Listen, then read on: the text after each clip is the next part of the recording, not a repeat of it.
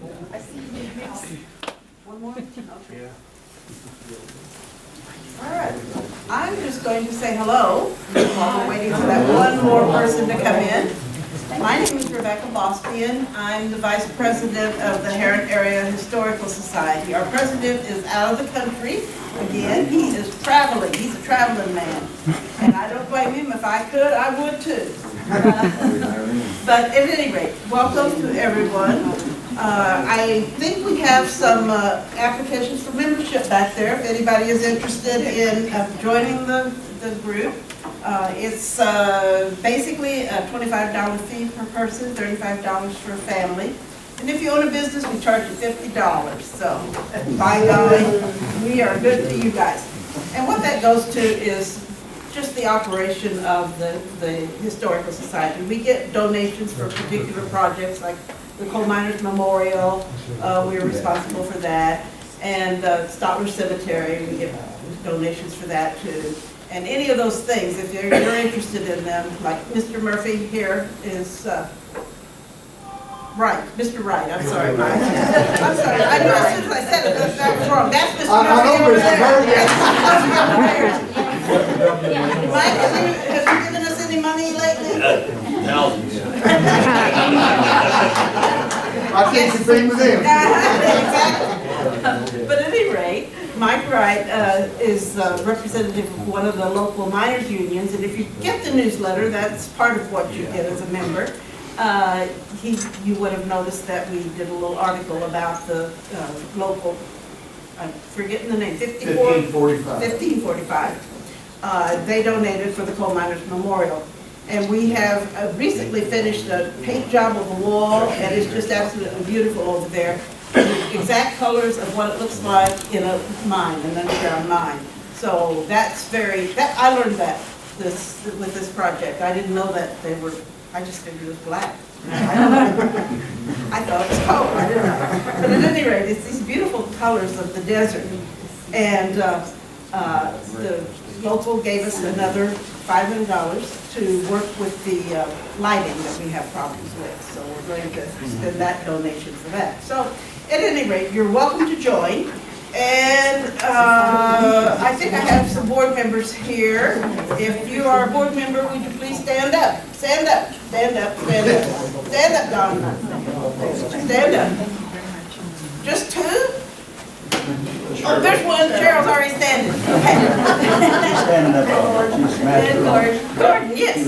Okay, well, Cheryl Trench, she's our board member extraordinaire. We love her. She does all kinds of good work for us. Don Brandon has been our secretary for as long as I've been on the board. Yeah. And so he knows how to make some minutes that are okay. Not too specific, but okay. And then Gordon Pruitt is pretty much our program chair. He does almost all of the programs that we get, including the one we have today. And somebody else, there was another one.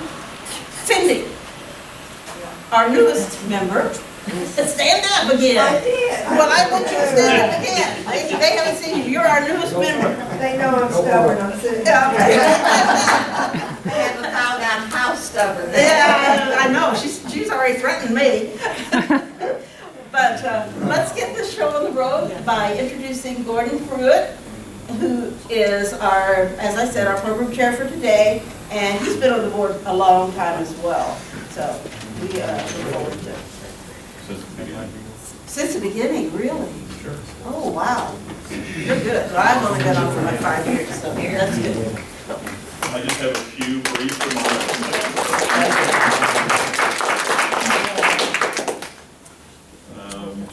Thanks to everybody who came today, and special thanks to Lisa Carnegie that did this display.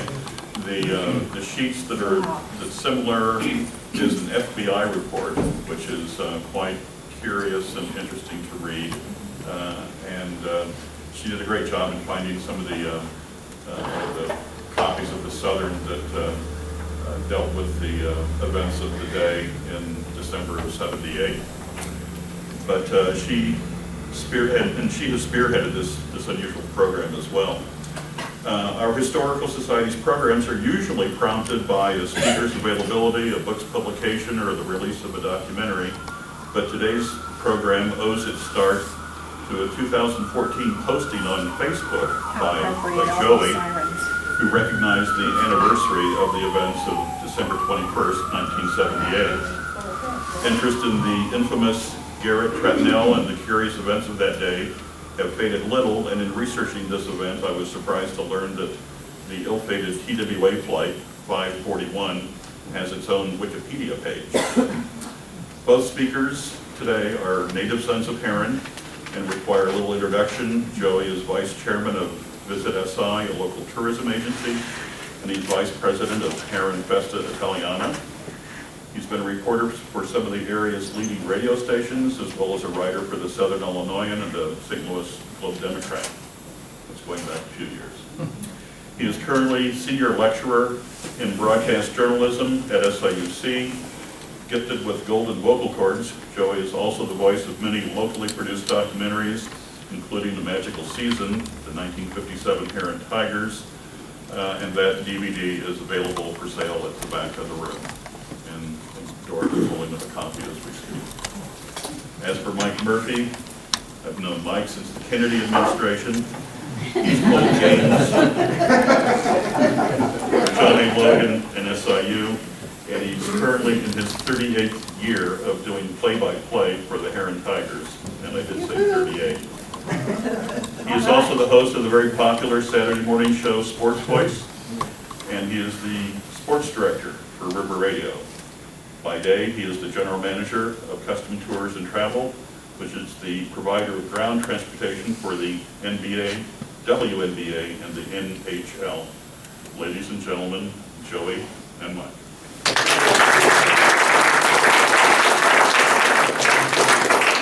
I'm going to kick this off, and then we'll get Mike here in a minute. To understand the events of December 21st, 1978 that you see up there in the picture on the wall of the TWA jetliner, you have to go back some months before that. And specifically, you got to go back to at least April of that year. And that's the time that a woman by the name of Betty Oswald from St. Louis read a book that was assigned to her in her Administration of Justice college class. The book was called The Fox is Crazy Too. And it was a biography of a man named Garrett Trapnell.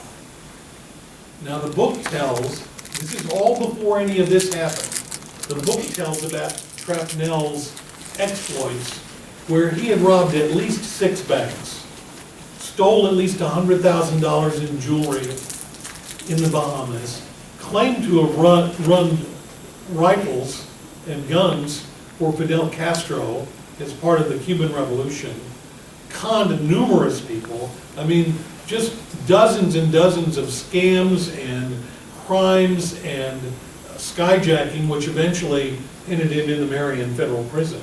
But all of these things he did before he ended up in jail for the skyjacking. He did very little prison time for, because Trapnell was a master at claiming not guilty by reason of insanity. And he would be found not guilty of reason of insanity, put in a psychiatric institution for a few months. The doctors would say, oh, he's fine now, and he would get out. And he'd go do it again. Usually along the way, conning somebody to help him, and they would get the full prison time. So this guy, none of us knew any of this about him at the time. But in April of that year, Betty read this book and was enamored by what she read. So she started writing to Trapnell at the Marion Federal Prison. Then started to go visit him as much as 3 to 4 times a week. And they struck up a relationship behind bars in the visiting room. And that's as much as they could do. Well, in May of that year, Betty chartered a helicopter in St. Louis. and said that she wanted to go look at real estate along the Mississippi River. And so pilot Alan Barklage, who was, you may have heard of him because he used to do traffic reports and things for St. Louis stations all the time. Alan Barklage took her up, and they were going down the Mississippi River, and they got just past Chester, and she pulled out a .44 and said, "Take me into the Marion prison. We're going to land in the yard and pick up 3 prisoners." Well, Alan headed toward the prison, but you know, Alan was had done multiple tours in Vietnam. He was a very savvy guy. He knew that there was no way that he was going to survive if he landed in the yard at the Marion prison. So as they got closer to the prison, he told Betty, "You know, these doors on this helicopter, they're hard to open on the ground. They take some time. You should pop that door open now." So she turned around, and when she did, he wrestled the gun away from her, and she started to grab for a second gun she had, and that's when he killed her in the air. And all this time, the helicopter's going like this because he doesn't have his hands on the yoke, on the stick. But he gets it back under control, lands next to the prison, and you know, obviously the prison guards come up, and he says, I've had to kill her. She was trying to land in the prison yard. And Trapnell and his 2 accomplices, who had been running to an area of the prison that they weren't supposed to be in the yard, they were caught and charged with trying to break out of prison. So this was in May of 1978. Betty had given her life to try to break her love, Garrett Trapnell, out of prison. Fast forward to December 21st. Well, let's say the week of December 21st, because that's the week that Garrett Trapnell went on trial for his role in that attempted escape. He went on trial up at the Benton Federal Courthouse, and so this trial is going on. That's the 21st, that was a Thursday, as the trial was not quite over yet, but was getting close to a conclusion. That's when Betty Oswald's daughter, 16-year-old daughter, Robin Oswald, hijacked a TWA jetliner that was on its way to Kansas City and said, "We're going to Southern Illinois. I have these bombs strapped to my chest, what looked like dynamite, and if you don't take me there, I'm going to blow up this plane."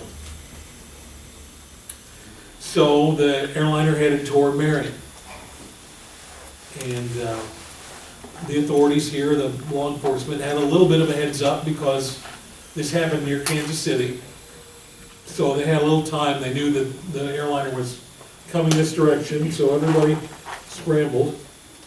I got a call that morning at home I was working at W3D radio in Marion at the time, and got a call to say, you know, head out to the airport, this is happening. So I did.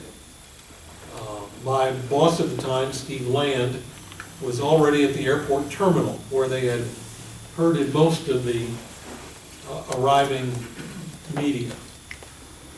And I figured I needed to be somewhere else.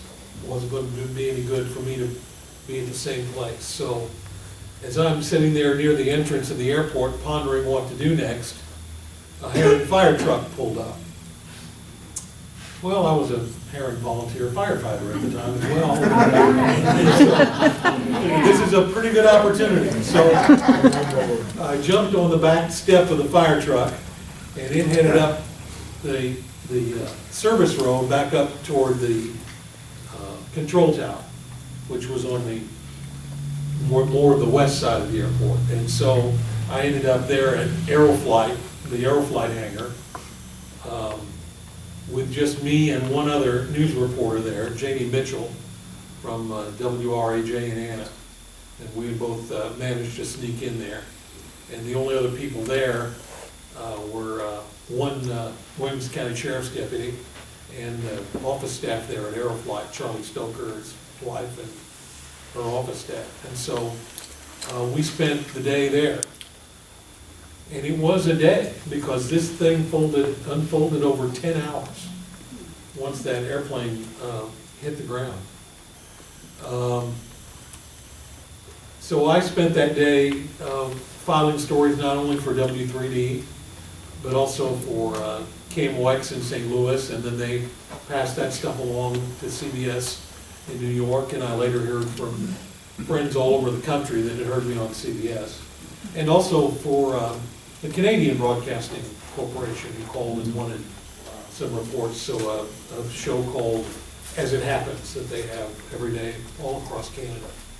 So that was, looking back on that, that was, I guess, my first national and international exposure as a journalist.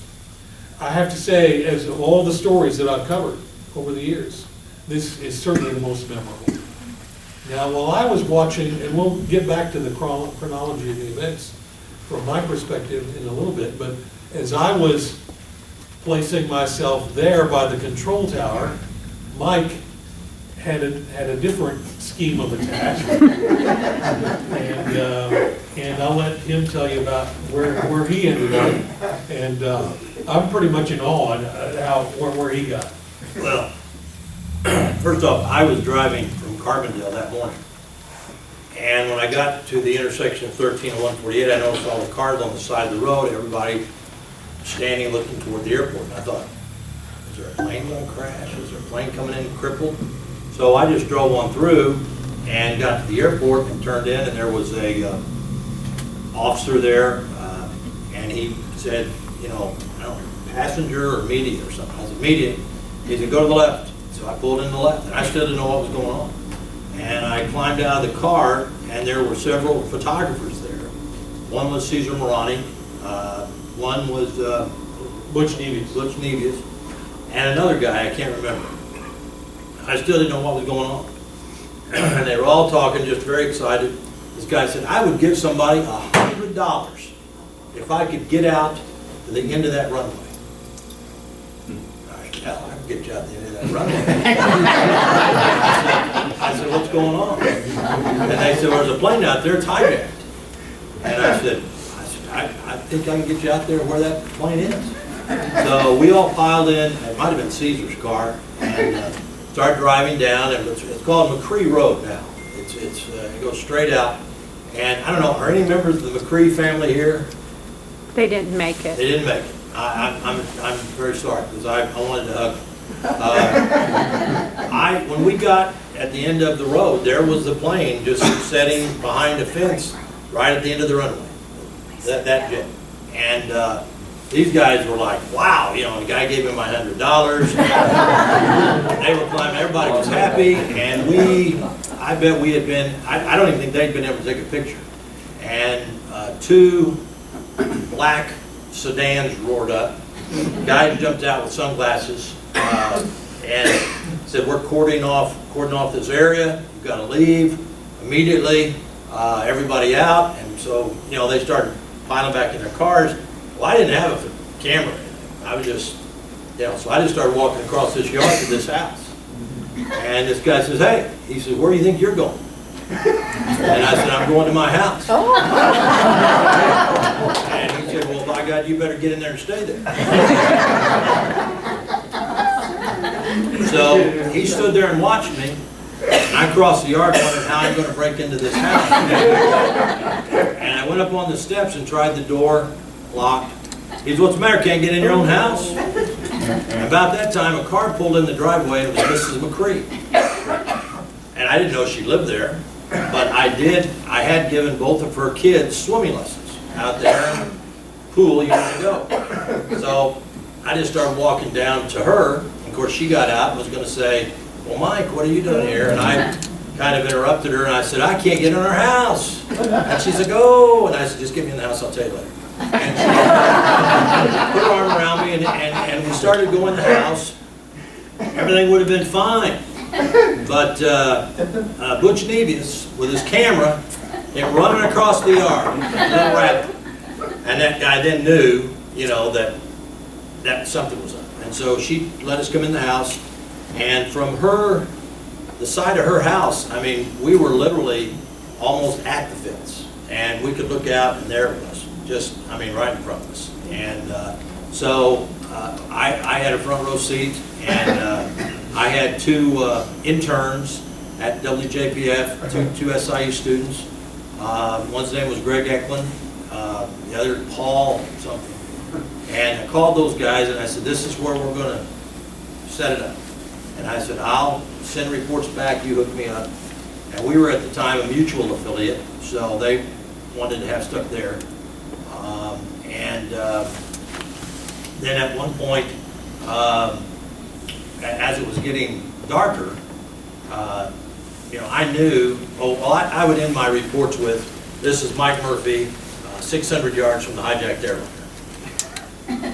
Well, that didn't go over too well with the guys outside. So they came up and banged on the door. And Mrs. McCree went to the door and he said, we know he's doing those reports from in there. And if they come out, they're going to be arrested. Because we told them to leave the area. If they step 1 foot out of this house, they're going to be arrested. She said, I don't know what you're talking about. And so then her husband came home, they explained everything to them. And at one point, as it was getting dark, the guys called me from the station and they said, CBS News is on, Dan Rather, and they want to do a recording, ask you some questions. And what they did was they ended up taking, I think, a 12-second soundbite. But on the evening news with Dan Rather, he had a graphic and it showed an airplane, and he said, hijacking at Marion, Illinois. Our reporter on the scene, Mike Murphy, and they played this little clip. It's about 12 seconds. But then when it got dark, then I was pretty much out of luck, because even though I was from here to those cars, in the parking lot it's dark. And every light, and Joy will attest to this, every light was turned off. They turned that plane, they shut that plane down. They wanted to make it as uncomfortable for her as they could, because, and all those people were on the plane and they were still devising how they were going to do it. And so then when it got dark, I had to adapt. You want to jump in there or you want me to keep going? Keep going.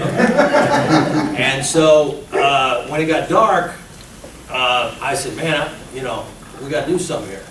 And Mr. McCree said, well, he said, I've got camouflage hunting stuff. And I said, I need it because we got to get out in the yard, out in that field, and get closer.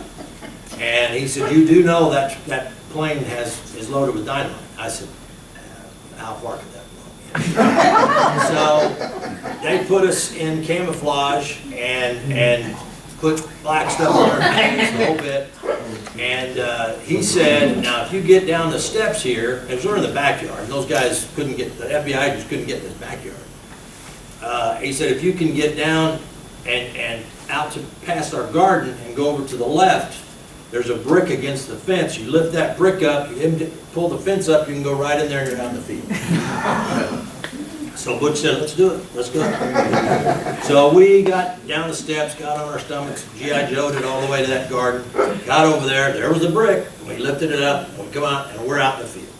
And we crawled and crawled and crawled, and you could see the silhouette of the plane. I mean, we weren't very far from it. There were all these voices.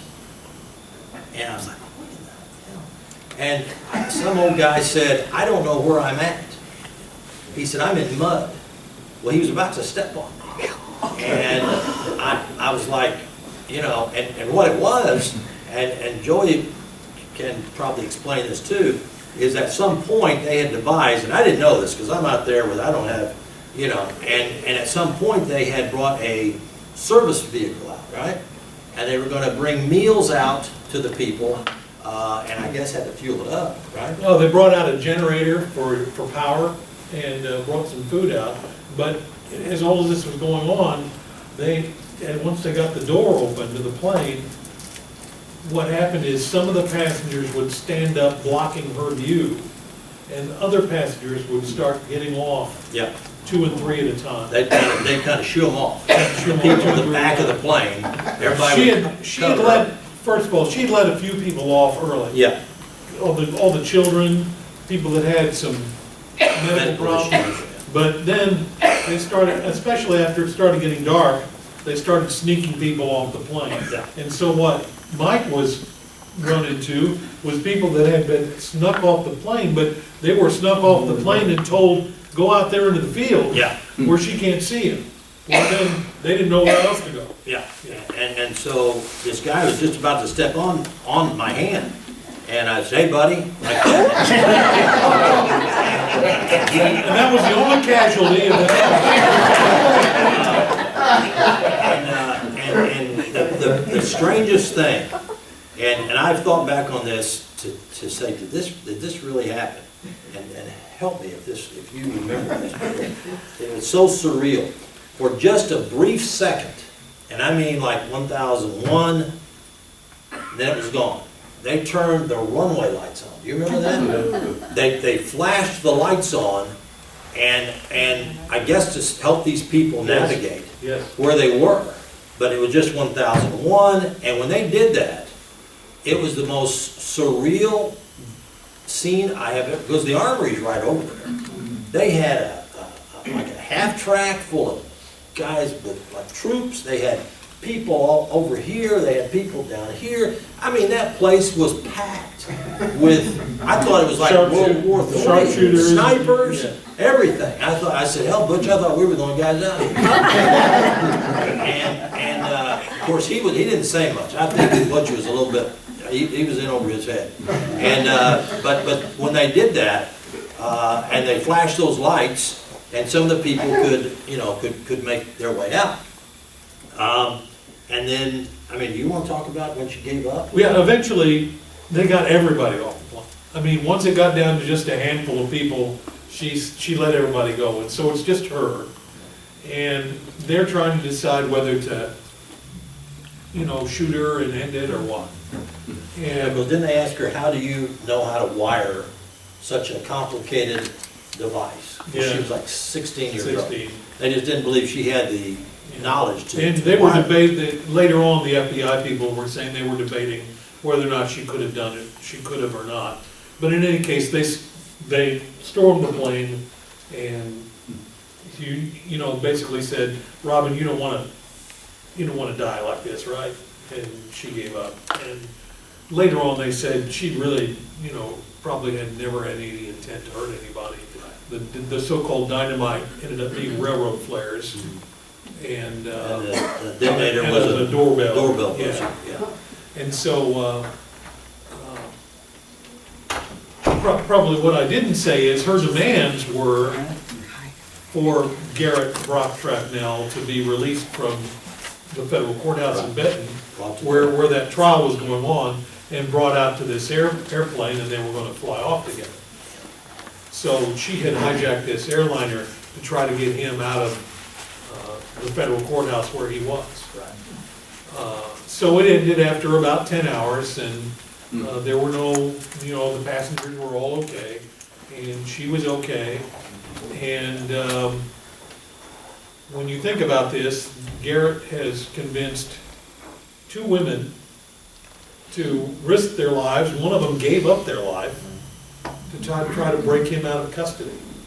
Both of these women had only ever met him in the visiting room of the prison. And then my story ends a little bit crazy because once we saw them bring somebody down the steps, and we assumed that was her because they were pretty much muscling her down the steps. Then they got everybody off, and vehicles went flying up the runway, and it was just quiet. And it was just, I said, Butch, I don't think there's anybody anywhere near that plane. And he said, let's go find out. So we got up and hooked it up to the runway, and I got on the plane. And climbed up on the plane, nobody was on there, walked, the air was very stale.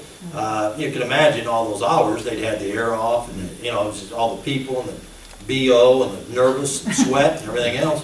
And I walked up through there, came back, and I said, there's nobody on this plane, and Butch came up and took some fantastic pictures. I mean, he's gonna win whatever prize there is from photographs, he's gonna win it.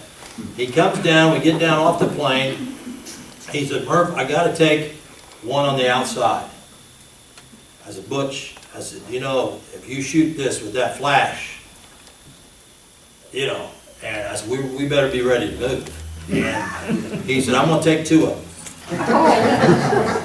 I said, okay, you know, so, and they moved over here and then poof, and then here comes these, I mean, boy, they're coming. And I said, we better go. So we started hoofing it back through that field, and I thought if we could just make it to that fence, you know, if we just make it to that fence, we'll be okay. Just pull under there and get under that fence. I wasn't gonna wait for Butch, I was going under. And as soon as we went under, this guy grabbed me by the shoulders and pulled him and said, we were waiting for you guys. And that was those FBI guys. And of course, the first thing they did, I remember, because I heard this agonized cry, and I thought, what, have they hurt Butch? No, they tore the film out of his camera. Took all that film, destroyed it immediately. So he had nothing, and of all the pictures that I see, and Gordon provided us some material, and I looked at every picture, you know, never a picture about Butch. And I'm like, no, none of them survived. They took all of his film out of his camera. They actually bent us over a car, handcuffed us.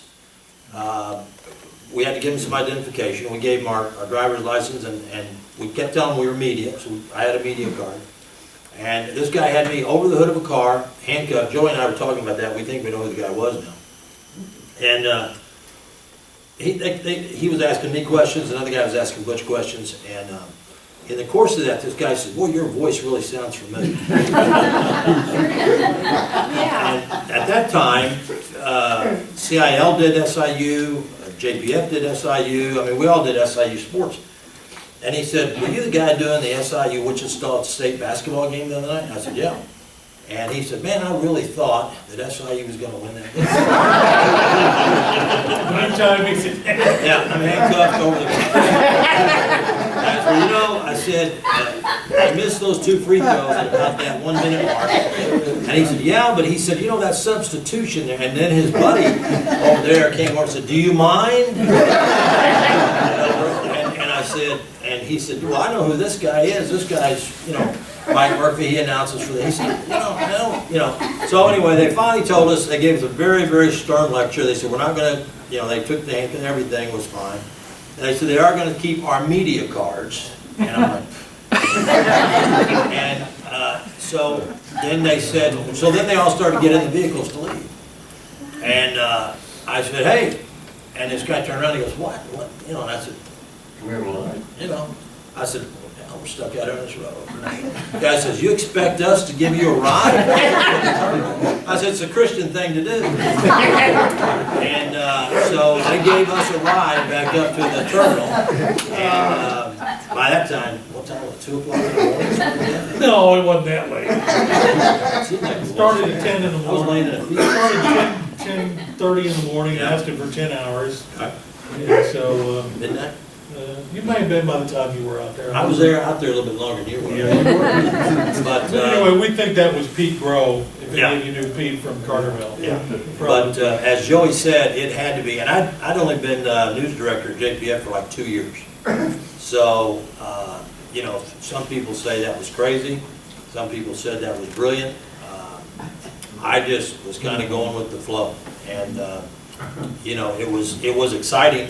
It's probably one of the craziest things I've done, other than some stuff I did as a PI down in Florida. But it was, as Joey said, it was one of the most memorable news stories that I think, and for Southern Illinois too. I mean, there's been weather events, but to have a hijacked airliner at our airport with a 17-year-old, 16-year-old said she strapped with dynamite. And back to Garrett Trapnell, he would write letters to us at the radio station, long letters, and he preferably liked the ladies to write. Beth Isaacs was her name, Beth Spasia now. She got a big long letter from Garrett. Now I got letters from, and you probably did too, Leonard Peltier. Oh, Peltier, yeah. The guy that was at Wounded Knee. And he'd write these big long letters about all the atrocities out at the prison and how the American Indians were being punished and unfairly and unjust. And he wanted us to do a big story on it and everything. And I mean, it's interesting reading, but, you know, but as I said, and I thought at one time, wasn't Trapnell married to 5 women at one time? Yeah, well, Which I think was the most accomplished thing. the book says he married at least 6 women before. But, which brings me to the next thing. Trapnell, of course, was that trial that was going on in Benton. Yeah. He was convicted of that conspiracy to escape and returned to prison, after which a reporter from Channel 12 by the name of Karen White went to the prison to interview him, do a story. She ended up falling in love with him and marrying him and following him to Atlanta when he was transferred to another prison down there. Whatever. So whatever this guy knows, knew about, That guy has, I want some. whatever he knew about convincing other people, and particularly women, to do his bidding. It didn't matter, young, old, you know, I mean, he would, and he did it with letter, with the written word too, basically, you know. It's amazing. Yeah, amazing story, amazing person. Unfortunately used his powers in the wrong way, but certainly a day. And I did later on go to the Benton Federal Courthouse when Robin was charged up there with the air piracy, and we weren't sure going up there if she was going to be charged as an adult, where we would get to see what happened, or as a juvenile, in which case it was closed, and they ended up charging her as a juvenile. And understand later she did really only minimal time. And wasn't some of her family members at the airport? Yeah, her brother and sister, and maybe somebody else were at the airport. Any of them ever get with Garrett? That I know of. I mean, I saw the one picture of his sister, and she looked very concerned. Garrett eventually died in prison. But I guess that's about what I have. We'd be interested to hear. I have a question for any Joey questions before we open the discussion. When Mike was out muddying it up in the field, what were Sounds so you, dirty, sure. what were you doing? Were you in the hangar? I was in the hangar, which was right next to the control tower. So the one advantage I had there was we were able to hear, because we're in the aeroflight office, I was able to hear the air frequencies, you know, the control tower, what they were talking about. And since there was a Williams County deputy there with us, I was able to hear what was being said over the sheriff's frequencies and whatever else he had on his walkie-talkie. So we kind of knew what was going on, but only very minimally, because mostly there was nothing going on. I mean, most of this 10 hours was just sitting there waiting for her to give up or for her to blow up the plane. The only real action was there toward the end when they did get, the passengers did get off. So a lot of it was just, just sitting there and waiting, taking turns on the payphone with the other reporter that was there. We really didn't have a lot new to say. I got a good hot meal from Mrs. McCree. Ate very well before we went outside. I think there's someone here that. I got a question. How'd you feel after you found out that that wasn't dynamite in there? You know, that you both were there.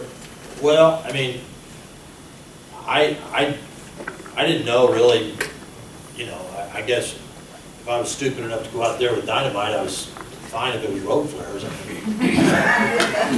You kind of figured with her age, I kept thinking with her age, that was one thing, how could she be that sophisticated with explosives? Yeah. Unless he had told her. Unless he taught her how to do it. Now today, you can learn how to do that on the internet in about 10 minutes. I was far enough away, I didn't care if they blew up. I do remember telling Butch, I told Butch, if this thing goes up, you'll have plenty of light to take that damn picture. So where did they take the passengers that got off? To the terminal. To the terminal you were at? No, the main terminal. Okay. What Which happened was, to the which young was the girl? old building. Which was the That's old, not- yeah. The little Ozark terminal. No, not the little Ozark terminal. The one they just tore down. Oh, okay. The one they just, it was brand new at that time. Yeah. Oh. There was someone out there, was it George Holton, that Yeah, what found time a did you road go out there behind anyway? stripped it. I was on my way back from Carbondale. It So, I mean, was- out on the. Oh, out in the road. field?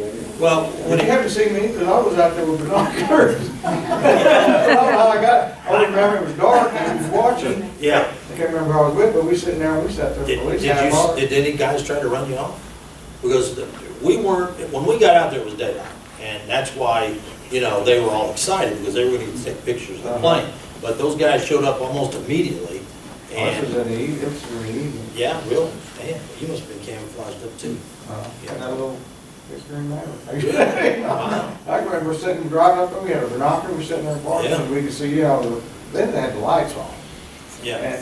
But you could see When somebody we walking went- in the plane, but that's all I could When we went remember. out into the backyard, it was after it had got really dark, because the guys were asking me for more stuff, and I said, guys, I don't see anything, you know, it's dark. And so we figured the only way we could get more information was to get closer, you know, so that's when we went out in the yard. We'd had a cell phone, we could talk to you. Wish I'd had some. Oh, Yes. You said that they were sneaking the people off a little bit by a little bit. That was evidently just the passengers doing that on their own. Did they have someone like negotiating? You always hear about negotiating. Yeah, did have they'd actually negotiations. gotten General Telephone, as it was called at the time, to run a wire out to the plane, and had gotten her a handset, and she was talking to an FBI negotiator that whole time. Yes. I was wondering what the plan was getting him from the courthouse in Benton to the airplane, and who was gonna be responsible for that? Well, who knows, I mean, they were never gonna bring him. I mean, it wasn't, they didn't need to have a plan, because that wasn't gonna happen. yeah, that was just her demand. That was her demand. I got you, okay. Yeah, they she were just never- told them she wanted to bring him to her, and they were gonna fly off together and live happily ever after. They weren't gonna bring him out of that court. Of course, we didn't know this at the time, but they communicated up to Benton what was going on, and the judge kicked everybody out of the courtroom except the media and sequestered the jury so they would not hear anything about what was happening at the airport, and they could continue with the trial. And I think one of the stories in the Southern even had an angle of what was going on at the Marion Federal Prison at that time. How were they reacting down there? You know, I had a scene from like The Longest Yard where they're all jumping up and down and cheering. But they said it was very quiet and subdued, and, you know, they probably didn't tell them either. And I don't think Trapnell was very well liked in the prison. He was thought, I found out later, he was thought to have been a kind of a stoolie, Yeah. that would snitch on people, so, But he was a big time criminal. I mean, oh, unbelievable. he hijacked an airliner over New York City. He, at one time, didn't they question him in the Robert Kennedy shooting? I don't know. I thought they with all the ties he had with Castro and everything, they were always trying to tie things together, but he was big time as far as air piracy, hijacking, con man, swindler, Bank robberies. yeah. Multiple bank robberies. I mean, back then you didn't get into Alcatraz by being an Eagle Scout. I got two things. Was Trapnell the one that put the bomb on the plane when Mrs. Hunt was on the plane over Indiana and the money come floating down? And her husband was in the Watergate. I don't think so. You think so? And I was wondering too, if anyone here worked at the prison at that time, because my sister was in charge of federal parole officers and records. Yeah, I don't know, I've talked to a few people since that day that did work at the prison, and, they told me a few things about Trapnell, but, And she called me that night after the shooting happened. Said she went out in the yard and the woman was bled white. She yeah, didn't have a bit of blood left in her body after 3 shots. that was must have been quite a scene in that. She just said she picked the wrong pilot. Yeah, she did, she picked the wrong pilot. I mean, Bartledge, as a Vietnam veteran, he wasn't, he knew that that the prison probably had anti-aircraft guns, and that he wasn't gonna land safely in the yard. He knew if he went over that restricted airspace, he was gonna never shoot down. So he had to act. Of course, he later died. He was a longtime traffic reporter in St. Louis for many radio stations, but liked to fly those little experimental aircraft, and later died. He took off in a little experimental craft. He was gonna go to some air show and crashed and died. Lived through Vietnam multiple times, lived through a skyjacking, Yeah. and lost his life in a little experimental aircraft. Ultralight. My brother was somewhat involved in this hijacking. Maybe that's not the word. Or, yeah, I understand. He was a deputy sheriff for Williamson County. And at the first, the prison break where the 5 guys left before this happened, he was out in the prison, or the area, looking for prisoners, the 5 prisoners. So, and he knew about this, he knew about this other case. Yeah. Somebody back there? The gentleman in front of me here asked what happened to the girl. Is she still alive? Is she still Last I knew, she was still alive and had just living a normal life. in St. Louis, or? I don't know where. Oh. Don't know. And you know the year that Trapnell died? I had read it, but I don't. Was he in Atlanta? 93, I believe it is. His obit is on the wall over there. So is the fan letter to Beth. Oh, good. And the FBI report about Robert Kennedy and such is also there on the wall. There was some reference to that in the interview. We had quite a discussion on Facebook with the McCrees. I live on McCree Road, and I've known Gary and Trudy forever, and Mr. and Mrs. McCree. And of course, Gary was talking about how amazing, the whole experience was just amazing. But my neighbor piped in, Brett Ridgway. He said there were FBI sharpshooters on his roof of his house. So I can't imagine what it was like on scene. I mean, since it lasted 10 hours, they had lots of time Yeah. to get all these people there. And you can imagine the armory over there. I mean, they were chomping at the bit to have a crack. But that's the one thing that I remember more than anything was when those lights flashed on, because we've been out in the dark for so long. The lights flashed on, and it was just like the hills were alive with soldiers, and guns and snipers. Yeah, what you thought was a big empty space would actually have lots of people in it. Yeah. Because if she would have, I guess, tried to escape and run from the plane or whatever, I mean, they had to be prepared. But as Joey said, they had plenty of time to prepare because it's hours that it was just waiting. I still love the thought of you in handcuffs talking about SIU basketball. And I was talking it up too, but I was telling that guy anything he wanted. I promised him free tickets. Were the pilots still on the plane? They got the crew off the same way they got those passengers off a couple other times. How many total people were on the plane? I think 83 maybe? It was a DC-9. Yeah. Anybody else before we wrap it up? Yeah, I just wonder, was anybody out there on that security and stuff, did they have infrared glasses or something so they could see what was going on? I'm sure they probably did, but, they didn't tell us any. I could have used a pair.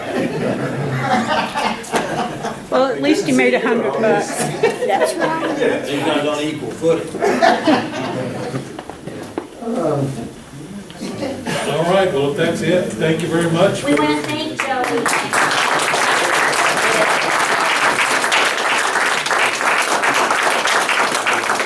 And I think they'll hang around if you have a more personal question that you have. Although mine has to go to Herrin Tiger. Well, my boss is here, Bobby Don. I just want to recognize Bobby Don and his wife Fran. Very kind of them to let me come over here and participate today. And they're the greatest because they said how many years I've been doing the ball games. I've been working for Bobby Don and Fran for almost 20 years, and he has always let me go do SIU games. He's always let me do Herrin sports games, shows. I've gone to Waco, I've gone to Nevada, I've gone to Alaska, I've gone everywhere. And I couldn't have done that without them, so I want to recognize them.